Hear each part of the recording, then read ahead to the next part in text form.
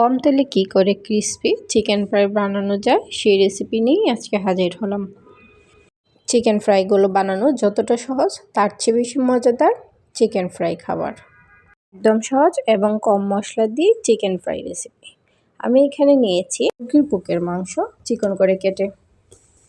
দিয়ে দেবো সামান্য মরিচ গুঁড়ো, সামান্য ধনিয়ার গুঁড়ো, সামান্য হলুদ গুঁড়ো, একদম অল্প অল্প করে দিতে হবে। এখন দিয়ে দিব সামান্য একটু আদা বাটা এবং রসুন বাটা, টমেটো সস এবং 1 টেবিল চামচের মতো সয়া সস, আর সাথে দিয়ে দিব অর্ধেকটা ডিম আর সামান্য একটু লবণ। লবণটা একটু কম দেওয়ার চেষ্টা করবেন কারণ সয়া সসের মধ্যে লবণ থাকে। এখন ভালো করে মাখিয়ে নিব। মাখানো হয়ে গেলে আধা ঘন্টার জন্য রেস্টে রেখে দিব। আধা ঘন্টা পর আমি একটি বাটিতে নিয়ে নিলাম হাফ কাপ ময়দা, তাতে দিয়ে দিব 1 টেবিল চামচ কর্নফ্লাওয়ার এবং সামান্য পরিমাণ লবণ।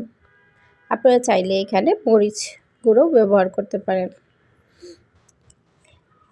এখন আগে থেকে ম্যারিনেট করা চিকেনগুলো আমি ভালো করে ময়দার সাথে মিশিয়ে নিব।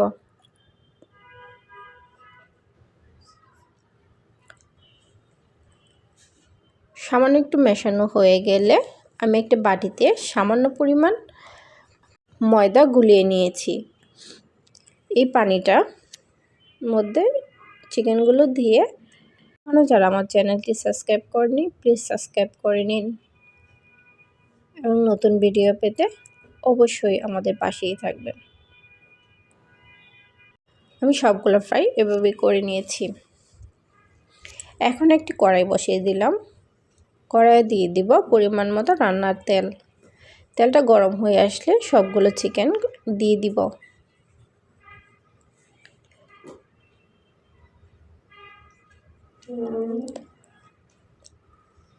চিকেন দেওয়া হয়ে গেলে কিছুক্ষণ অপেক্ষা করব নিচেরটা ভালো করে হওয়ার জন্য।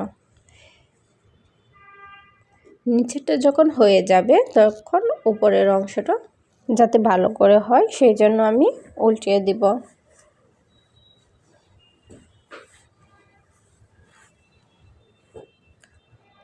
চুলাটা একটু কম আঁচে রান্না করার চেষ্টা করবেন, নয়তো পুড়ে যেতে পারে এবং মাংস সিদ্ধ না হতে পারে। আমার ফ্রাইগুলো প্রায় হয়ে গিয়েছে। তো ভিডিওটি কেমন লেগেছে অবশ্যই কমেন্ট করে জানাবেন। আমি একটি টিস্যুর মধ্যে উঠিয়ে নিলাম।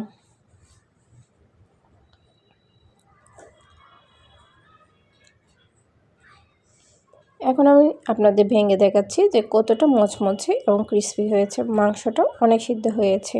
এতক্ষণ সাথে থাকার জন্য ধন্যবাদ।